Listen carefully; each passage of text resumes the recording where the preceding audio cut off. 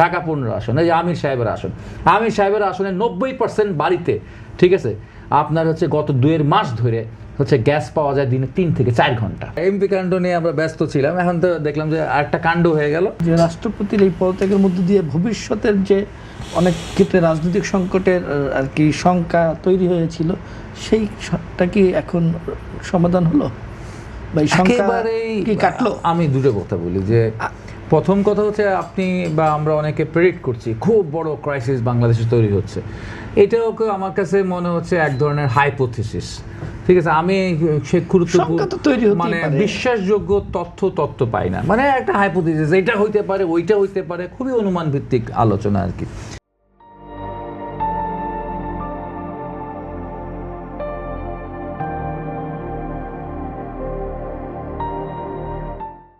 এইটা বাংলাদেশে খুবই চালু আছে, এখন বলা যায় না বাংলাদেশে তো সব চালু এই ঘটনা, যেমন রাষ্ট্রপতির পদত্যাগ, এটা তো এখনো ভিত্তি ছিল না, এই আলোচনা কোথা থেকে আসলো, সূত্র ছিল না, সূত্রবিহীন থাকার পর দেখলাম এটা সত্যি সত্যি ঘটে গেছে। আমরা এমপি কাণ্ড নিয়ে আলোচনায় ছিলাম কদিন, ভালোই, হ্যাঁ এমপি কাণ্ড নিয়ে আমরা ব্যস্ত ছিলাম, এখন তো দেখলাম যে আরেকটা কাণ্ড হয়ে গেল, যেটাকে মনে করছিলাম এটা এমনি একটা রিউমারটা তো এক্সিকিউট হলো। আপনারা যে সংকটের কথা বলছিলেন সেটাও কিন্তু একটা সেই রকম জায়গায় ছিল, যে এটা বাস্তবতা মধ্যে কত টাকা আমরা খুঁজে পাবো প্রশ্ন ছিল। কিন্তু আমি যেটা মনে করি যে আপনার পার্লামেন্টের ভেতরের যে বিরোধী দল, পার্লামেন্টের ভেতরের বিরোধী দল কিন্তু হচ্ছে আপনার জুলাই সংস্কার এই ইস্যুতে, ঠিক আছে, তারা একটা কার্যকর বা একটা আন্দোলন গড়ে তোলার খুব আপ্রাণ চেষ্টা করছে, ঠিক আছে।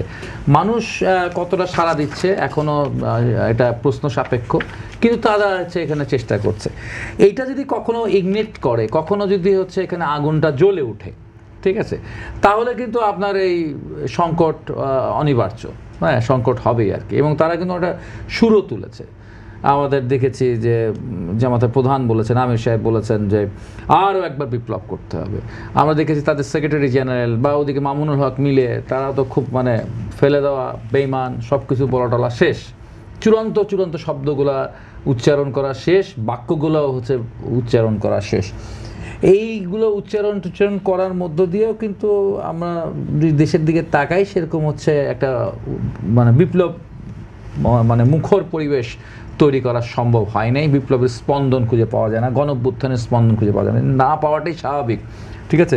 মাত্র 2 বছর হলো একটা রক্তাক্ত গণঅভ্যুত্থানের মধ্যে দিয়ে নতুন একটা পটের ভিতরে বাংলাদেশ ঢুকেছে।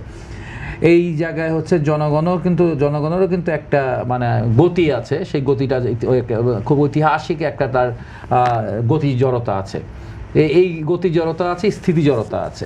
তো সেই গতি জড়তা স্থিতি জনগণের যে মনস্তত্ত্ব, সেটা যদি আপনি বিশ্লেষণ করেন তাহলে আপনি বুঝতে পারবেন যে আপনি এখন অনেক কিছু বলবার চেষ্টা করতে পারেন, কিন্তু সেটা হবে না। আবার সংসদের বাইরের যারা বিরোধী দল আছে, হ্যাঁ যেমন আমরা আছি, আমরা তো হচ্ছে গিয়ে এই সরকারের যে নতজানো কিছু পররাষ্ট্রনীতির জায়গা আছে, ঠিক আছে, যে আপনার হচ্ছে আমেরিকার প্রশ্নে, বাণিজ্য নীতির প্রশ্নে, ঠিক আছে, এইগুলা জায়গায় এই সরকারের বিরুদ্ধে তো আমরা হচ্ছে আমাদের লড়াইটা লড়ার চেষ্টা করছি।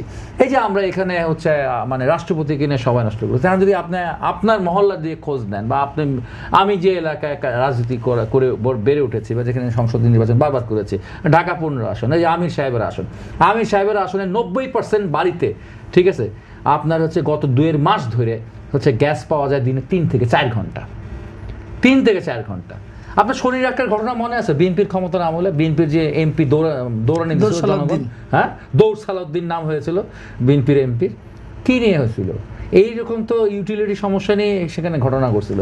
এটা যদি সেই সময়টা হইতো তাহলে এখন হচ্ছে তাকে এমপিরে আমাদের আমির সাহেবকে দৌড় আমির বানা ফেলাইতো, ঠিক আছে। কিন্তু এখন পরিবেশটা একটু অন্যরকম, ফলে আমি পানি পাই না, আমার বাড়িতে পানি আসে না, আমি সেখানকার মানে নাগরিক আর কি, সেই এলাকার নাগরিক। আমি আমার বাবার স্থায়ী ঠিকানা হচ্ছে ঢাকা 15 আসন, আমারও স্থায়ী ঠিকানা ঢাকা 15 আসন, আমার ছেলেরও স্থায়ী ঠিকানা ঢাকা 15 আসন। তো সেই ঢাকা 15 আসনের একজন হচ্ছে 3 পুরুষের স্থায়ী বাসিন্দা, আমি পানি পাই না। কারণ লোকে বলে আপনি তো পলিটিক্স করেন, আপনি তো রাজনীতি করেন, আপনি তো জেল টেল খাটে আসার লোক, আপনিও পানি পান না, আপনিও গ্যাস পান না, তো আমরা তো কোন ছাড়, অর্থাৎ সাধারণ মানুষ কোন ছাড় হয়ে গেছে। মূল জায়গাটাই কেন ফ্যাসিস্ট তৈরি হয়, ফ্যাসিস্ট ওই যে ক্ষমতা, সংবিধান প্রধান যে ক্ষমতা দিছে এই জন্য ফ্যাসিস্ট তৈরি হবে, এই জন্য ফ্যাসিস্ট তৈরি হয় না। ফ্যাসিস্ট তৈরি হয় যখন রাজনীতিটা জনগণ অভিমুখী থাকে না, যখন হচ্ছে সরকারগুলো যেমন আগে 17 সাল, এই 17 বছর হয়েছে কি, বিশেষ করে 14 সাল থেকে কি হয়েছে, 14 সাল থেকে একটা কনফার্মেশন হয়ে এসে গেছিলো যে আমাদের আর পাবলিক ম্যান্ডেটের প্রয়োজন নাই, আমাদের আর ইলেকশনে জেতার প্রয়োজন নাই, আমরা এমনি এমনি অটোমেটিক ক্ষমতা আসবো, অটোমেটিক আমরা জিতে যাব। তখনই কিন্তু হচ্ছে স্বেচ্ছাচারিতার জন্ম হয়, কর্তৃত্ববাদের জন্ম হয়, তখন হচ্ছে ফ্যাসিস্ট প্রবণতা তৈরি হয়।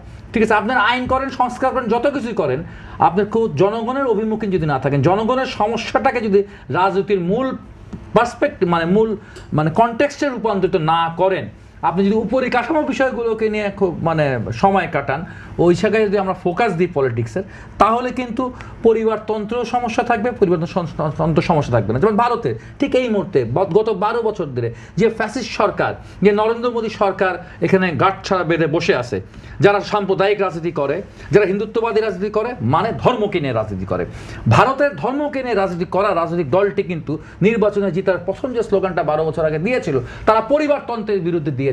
কংগ্রেসের পরিবারতন্ত্রের বিরুদ্ধে কিন্তু স্লোগান দিয়ে তারা এখন ফ্যাসিতন্ত্র কায়েম করে বসে আছে, বিজেপি RSS। ফলে শুধু পরিবারতন্ত্রকে ঘায়ল করতে হবে না, ইন্দিরা গান্ধী যে নেহরুর ডাইনেস্টিকে তারা হচ্ছে গিয়ে ধাক্কা দিয়ে ফেলছে, ধাক্কা দিয়ে তারা নরেন্দ্র মোদীর একটা বিশাল হচ্ছে ইয়া তৈরি করছে, প্রভাব বলয় তৈরি করছে ভারতের। কিন্তু হয়েছেটা কি, নতুন এক ফ্যাসিবাদ যেটা ভারতের 75 বছর ইতিহাসে ছিল না, সেটা তৈরি হচ্ছে। তেমনি ভাবে বাংলাদেশে শুধু পরিবারতন্ত্র হচ্ছে মূল সমস্যা না, অবশ্যই পরিবারতন্ত্র সমস্যা, অবশ্যই বাংলাদেশে পরিবারতন্ত্র সমস্যা, কিন্তু সেটাকে হচ্ছে গিয়ে আপনি মূল সমস্যা বলে আখ্যায়িত করলে হবে। আমি আরেকটি ছোট্ট একটা প্রশ্ন, সেটা হচ্ছে রাষ্ট্রপতির এই পদ থেকে বিএনপি কি সুবিধা পাইতে পারে রাজনৈতিক দল হিসেবে সামনে? সেটা হচ্ছে ওই যে একটা ইঙ্গিত করলেন না আমাদের পারভেজ ভাই, এই যে অবাক কাণ্ড, আওয়ামী লীগ প্রেসিডেন্ট, বিএনপি প্রধানমন্ত্রী, এই যে একটা ছোটোখাটো একটা প্রভোকেশন ছিল বা পোক করার সুযোগ ছিল, এইবার এই সুযোগটা বিরোধী দল হারাইছে আর কি। বিরোধী দল বলতে আমি বোঝাচ্ছি হচ্ছে সংসদের ভেতরের বিরোধী দল, ঠিক আছে, তারা এখন হচ্ছে এই জায়গাটা হচ্ছে একটা ইস্যুটা হাতছাড়া হয়ে গেল। কি ইস্যু ছিল? যে রাষ্ট্রপতিকে রেখে দিয়ে আপনি হচ্ছে গিয়ে দোসরের আওয়ামী লীগের সাথে আপনি হচ্ছে গিয়ে এক ধরনের আন্ডার টেবিল নেগোসিয়েশনে যাচ্ছেন, বা অনেকে বলে না, ওনারা বলার চেষ্টা করেন যে ভারতের সাথে নেগোসিয়েশন করে দেশে ফিরে আসা বা নির্বাচনে জিতে যাওয়া, এরকম যে কতগুলো অনুমান ভিত্তিক কথাবার্তাগুলো বলেন, সেই কথা বলার ক্ষেত্রে একটা গুরুত্বপূর্ণ পয়েন্ট মিস হয়ে গেল, ঠিক আছে, রাষ্ট্রপতিটা চলে যাওয়ায়। ঠিক আছে, এই ইস্যুটা জিয়ে থাকলে হয়তো তাদের জন্য ভালো। ডক্টর মোস্তফা ফয়েজ